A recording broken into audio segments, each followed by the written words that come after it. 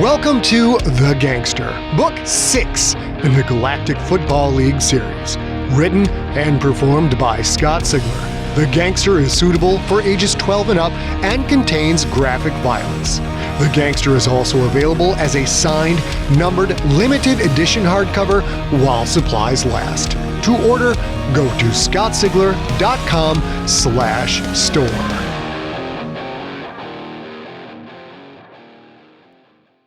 Hello, junkies. Welcome to The Gangster, episode number 11. So much going on in the world of the GFL and Siglerism. We're in the middle of recording The Stone Wolves, a full-on GFL novel that should be out around the end of 2021 or so. The Gangster ebook is now out on Amazon for Kindle and should populate to other e-reader marketplaces very, very soon. Remember, if you pre-order the Gangster limited edition hardcover, you get the ebook for free. You can find both over at scottsigler.com/thegangster. You can both pre-order the hardcover and you can find links to just the ebook if you want that. And if you want the whole audio story right now, unabridged, with no ads, with none of my rambling diarrhea mouth.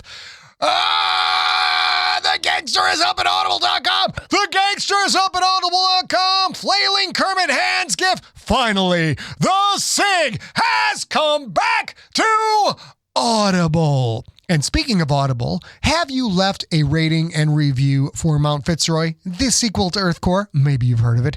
It is up at Audible, and at the time of this recording, it is just 25 ratings away from 1,500, which is a nice round number. So go get The Gangster. Get Mount Fitzroy. And now let me get you caught up on the story so far, and then Greedock is going to put a hit out on you.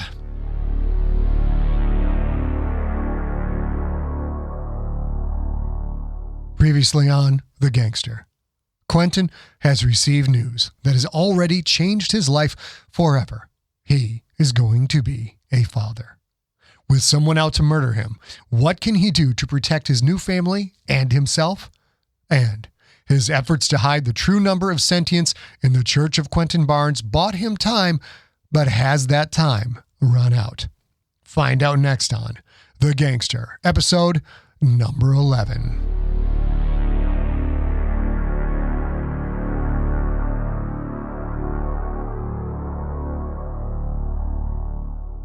Obelisk.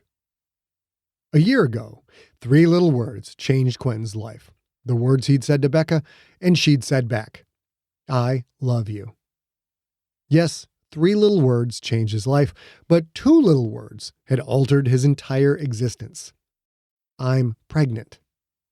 2 days after hearing those words, he still hadn't wrapped his head around what was happening. It didn't feel real. Another life was coming into the universe, a life that was half him, half her.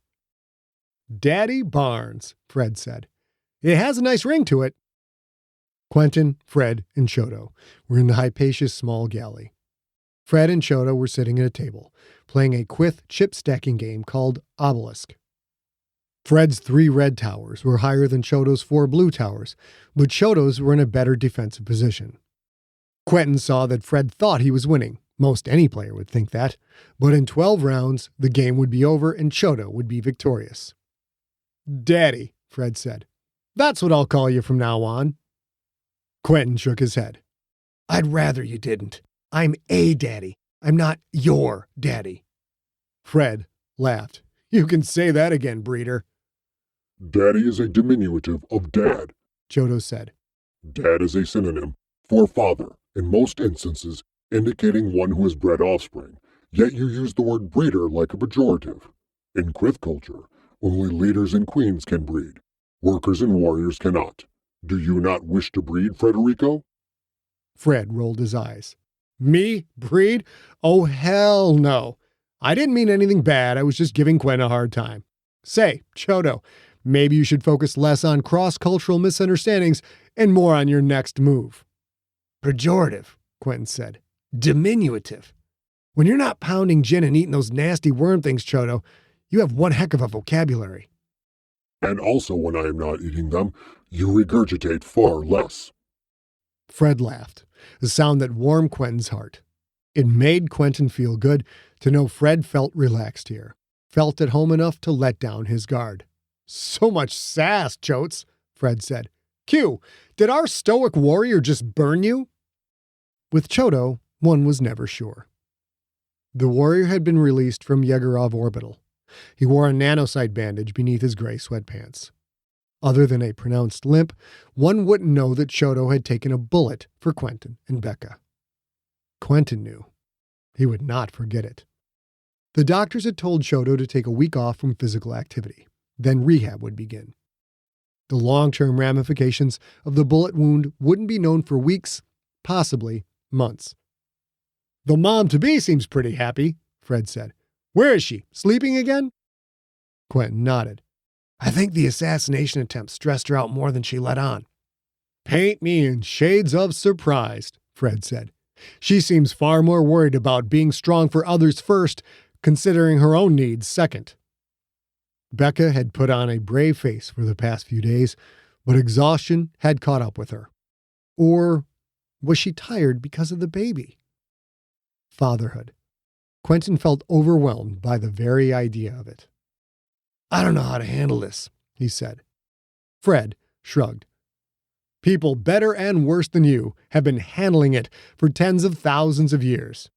I have faith in the combination of Montaigne and Barnes. Chodo glanced up from the game, looked at Quentin. The warrior's armored eyelid narrowed. You look hungry, Chodo said. Shall I prepare you a meal? Quentin felt somewhat disconnected from his own body.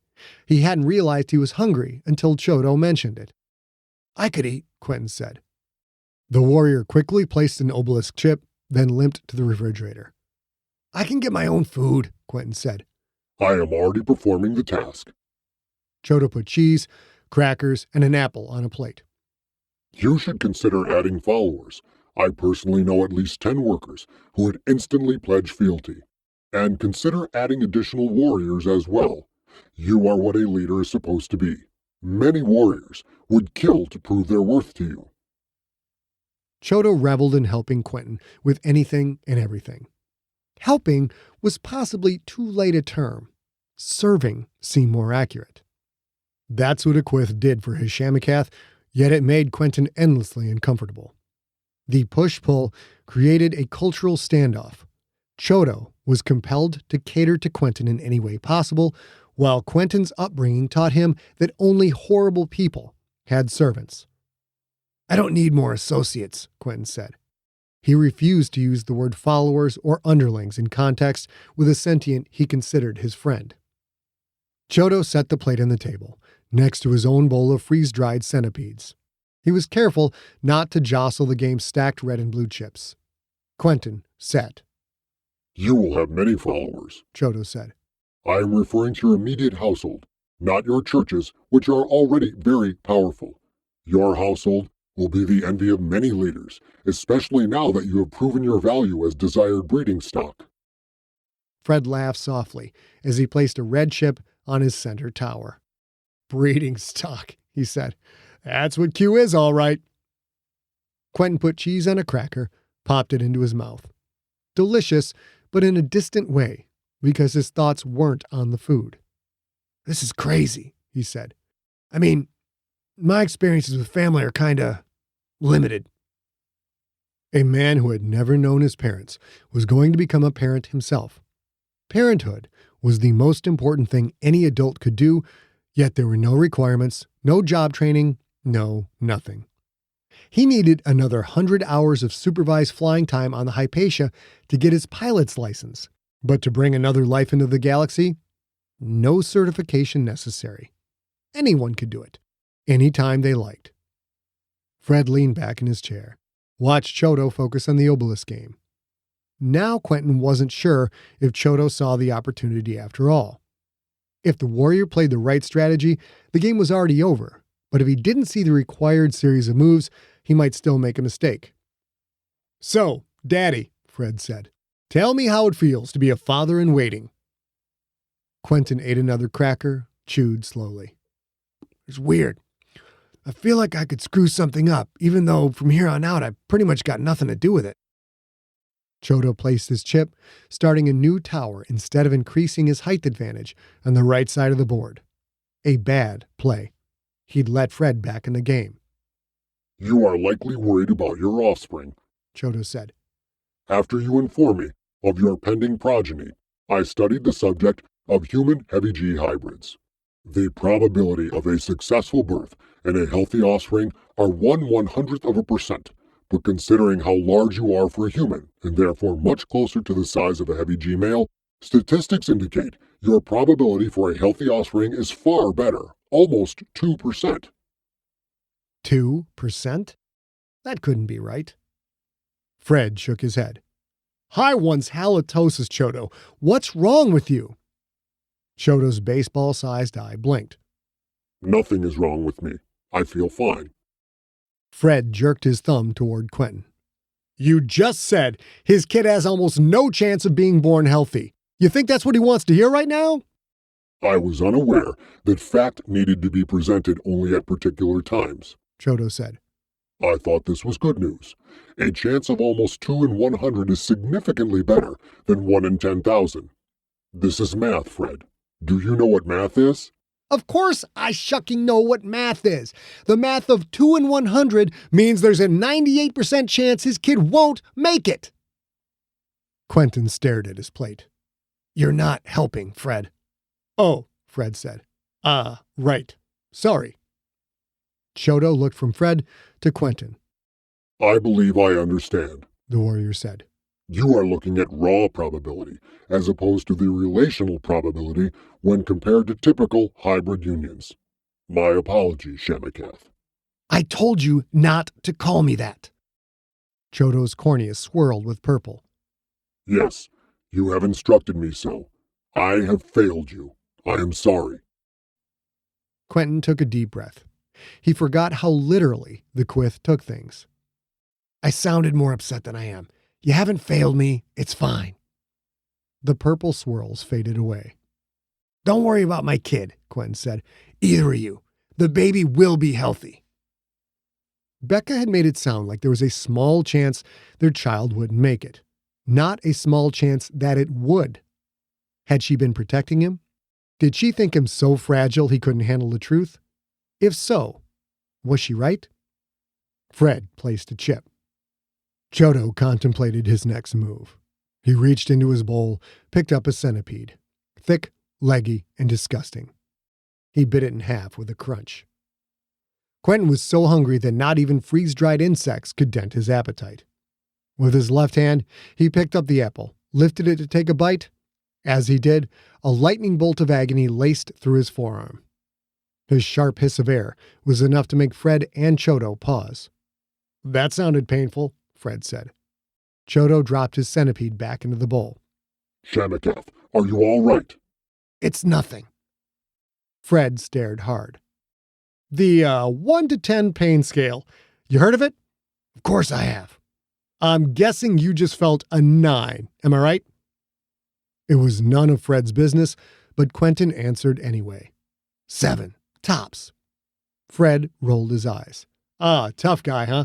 I'll lay odds that what you call a 7 is what most humans would call an 11. Chodo pointed a pedipalp finger at Quentin's right hand. Do you remember when you cut off your hand's smallest digit? Yes, Chodo, Quentin said. I remember cutting off my own finger. What was the pain level of that? Fred smirked. Yes, Mr. Macho Man, on a scale of 1 to 10, what did it feel like when you sliced off your own shucking finger? Quentin wanted to lie, to show them, perhaps show himself, that his current injury wasn't that bad, that he could find a way through it. He wanted to lie, but these were his friends. A 7, he said. Fred nodded. So the nerve pain from your shrapnel injury is comparable to having your finger cut off. Threads of green curled on Chodo's cornea. He was afraid for his leader. That is not good, the warrior said. You suffer this pain every time you rotate your wrist? Not every time. Well, that's a relief, Fred said. Not every time, but it does hurt every time you throw a football, Q. Quentin didn't answer. Hearing those words from someone else's mouth changed his perspective, made him better realize the situation he was in. He can play through the pain, Chodo said. He always does. Quentin dropped the apple onto his plate. He stood and paced. The galley was so small, he could only take 4 steps at a time before turning and going the opposite direction. "It'll heal," he said. Fred leaned forward in his chair, studied the obelisk pieces. "Maybe it will," he said. You done with that apple?" Quentin dismissed the fruit with a wave. Fred grabbed it, took a big, crunching bite, and talked with his mouth full. "You know, Q, you could retire." He does not wish to retire, Chodo said, twisting the last word so it sounded like a vulgarity. Quentin is only 23 standard human years old. He has at least a decade left to guide us on the gridiron, perhaps even 2 decades. Fred shrugged. "Everything ends, my crustacean-y friend. How many sentients get to go out on top after winning 2 of your little trophy thingies?" Curls of black swirled on Chodo's cornea, anger pushing away the stress-driven curls of green. It is called the Galaxy Bowl Trophy, Frederico. It is not a thingy. "Chodo, relax," Quentin said. "Fred isn't insulting the sport." The black curls vanished instantly. Fred took another bite. "Sometimes people beat chronic pain. Sometimes they carry it for life." His tone hinted at deep, intimate knowledge. Did Fred suffer from chronic pain? If so, he hit it well. But managing pain was one thing. Blocking it out to accurately throw a football 10, 20, 30, even 40 yards into spaces that were often only a few centimeters wide, while the best athletes in the galaxy were trying to knock that ball down or intercept it, that was something else entirely. You have not yet told us the results of your exam, Chodo said. What was Dr. Ganagati's prognosis? Could an operation fix your arm? Quentin thought of Ganagati's wings slap spasming against the floor. "She said surgery wasn't an option." He rubbed at his left forearm. "I don't care what she said. I'll find a way. I'll do whatever it takes." Chodo stood. A warrior would address this issue by attacking the area of concern. If a body part hurts, work that part until the discomfort goes away. Loosely translated into English, we call that technique teaching the pain a lesson. Fred snorted. "Well, we humans call that pouring fuel on the fire. I don't know much about Quith biology, but in humans, if something hurts, that's our body telling us there is a problem. We're not talking about muscle fatigue here. But hey, Q, you go right ahead. Teach the pain a lesson, whatever floats your boat." Quentin ignored the sarcasm. "Maybe I need to get back into top condition. See if that helps." Conditioning always helps, Chodo said. Perhaps traditional gridiron training is not enough to spur your body into recovery mode. Virak and I once fought a man named Kyle North. Have you heard of him? That was only a hair less ridiculous than Chodo asking if Quentin remembered cutting off his own finger. Everyone has heard of Kyle North. He won that big title fight against Korak the Cutter. Chodo's eye narrowed to a slit. The official ruling is that Korak won. He is the greatest champion of all time. The controversy over the fight's outcome is ridiculous. It is clear that— Taiwan, stop it, Fred said. Give the sports balls argument a rest. You jocks and your endless jabbering about things that don't matter. Chodo, why did you bring up this inane subject in the first place? A man named Marcus Diablo was North's trainer, Chodo said. Diablo is legendary for his conditioning training. I have contacts, Quentin. It is possible I can put you in touch with him. Kyle North had been a beast of a fighter. He'd had mods, sure, and mods were illegal for football, but North's embedded tech didn't change the fact that he'd been in phenomenal shape. Quentin nodded. It's worth a shot. My conditioning can't ever be too good, right? Wrong, Fred said. You're not the first guy in this room to suffer significant injury. Sometimes you have to just rest, man. You have to let your body recover. Quentin knew Fred was right. Sometimes a body needed rest. But to Quentin's ears, at that moment, the word rest was a synonym for quit. He had never quit at anything.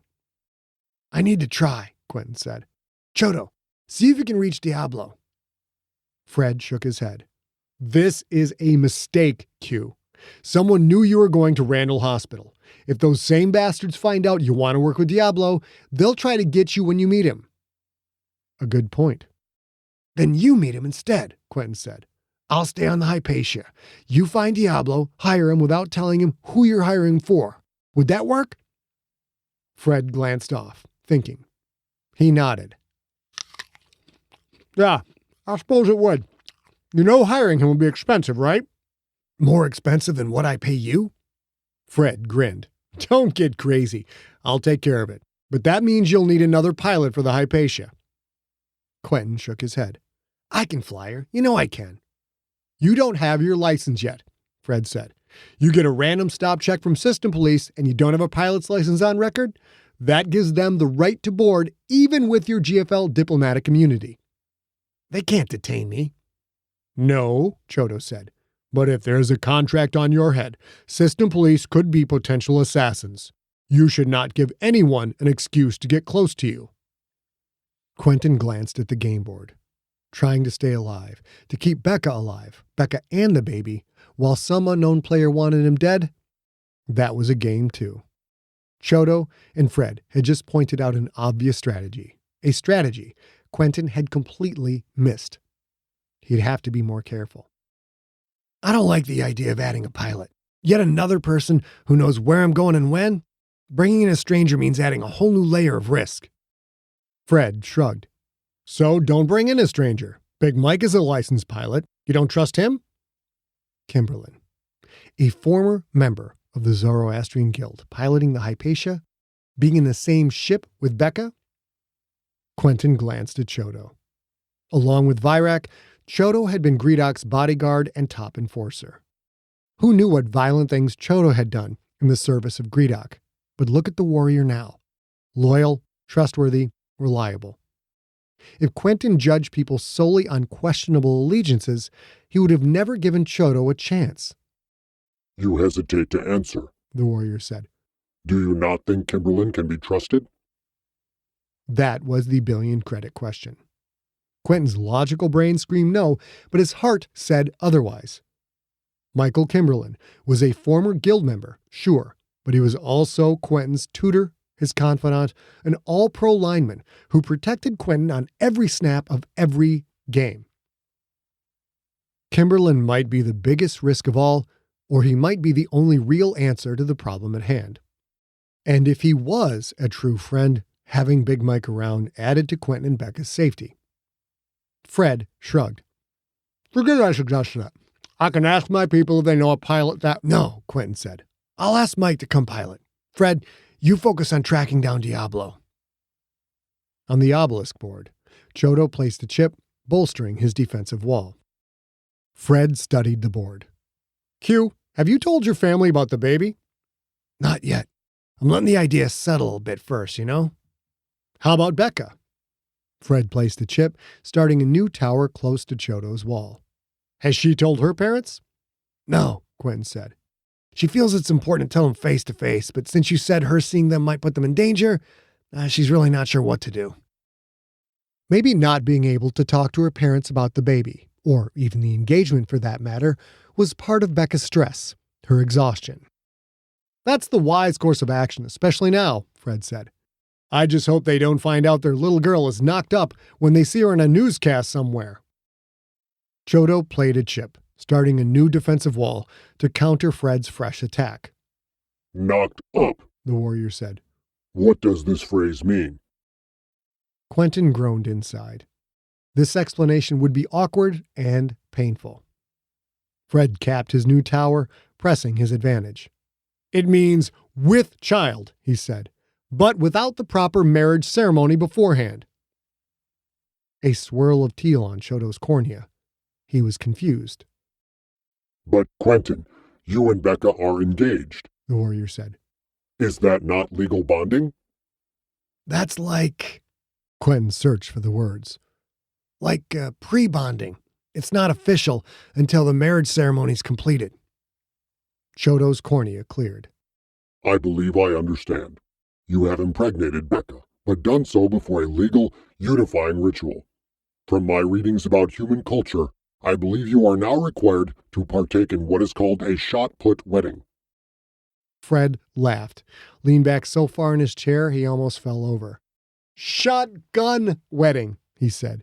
Maybe you mixed up your westerns and your sports novels, or you've been hanging out with Uncle Johnny too much. Chodo said something back. The two began to argue, but Quentin was no longer listening. He and Becca hadn't planned their wedding. What if they had it now, instead of months or years from now? The Hypatia was still in Earth orbit. A wedding somewhere on Earth meant Becca's parents wouldn't have to travel very far. And if the ceremony was small, secret, very secret, there would be little danger. But where could they have it? Maybe Becca didn't want all that much, but she definitely did not want a hurry-up wedding. They would do this only once. Quentin needed a place that Becca would always remember. And then it hit him, suddenly and fully. He knew the location, knew it was right. It would be expensive, horribly so, but what else did he have to spend his money on? Other than Fred's services, nothing much. And it was the off-season. It could work. It could really work. Fred, do you have some of your disguises with you? Does old Bess take dino-sized dumps? Quentin blinked. What does that mean? It means humans are obsessed with feces, Chodo said. Fred rolled his eyes. It means I brought my usual array of undercover gear. I need you to go back down to Earth and take care of something for me, Quentin said. Then, I need you to arrange a way to get Janine, Ma, and a few other people here from Ionath, but make sure no one knows it has anything to do with me. Can you do that? Psh, in my sleep, man. What did you have in mind?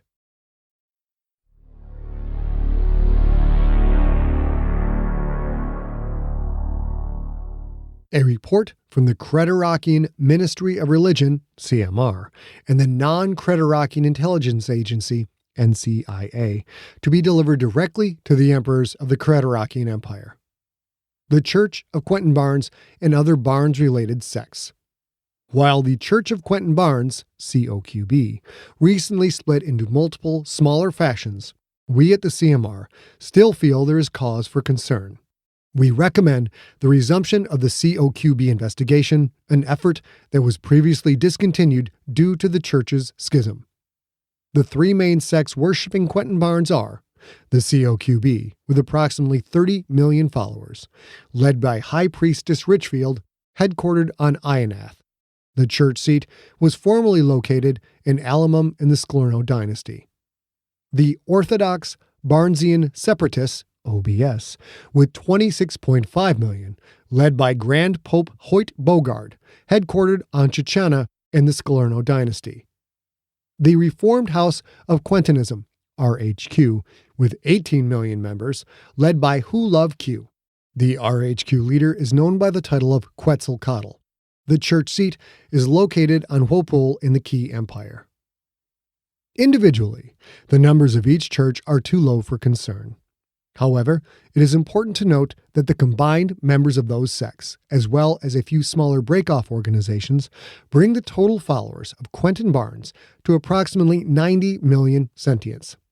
Were all of the followers of Quentin Barnes to be counted as a unified church, we would find ourselves precariously close to 100 million, the number at which we would recommend Barnes be declared a threat to the Creterakian Empire. Summary liquidation of said threat is considered mandatory. Of great concern are unsubstantiated reports that the three primary sects are hiding their true numbers from the CMR. NCIA models of the growth rate of Barnes's followers based on data trends and on his massive intergalactic exposure from the most recent Galactic Football League title game indicate a 61% probability that his total combined following is over 200 million sentients. It is important to note that if the actual total number of followers across all sects reaches 250 million, the NCIA predicts an inevitable exponential spike in followers. Even if Barnes is liquidated after reaching that number, mathematical models predict the spike will take the total number of his followers into the billions. Once the 250 million follower level is achieved, CMR analysts feel that removing Barnes could give him martyr status. In death, it is possible Barnes could have an even greater impact on potentially destabilizing society. We must properly know the number of followers before this catalytic moment occurs.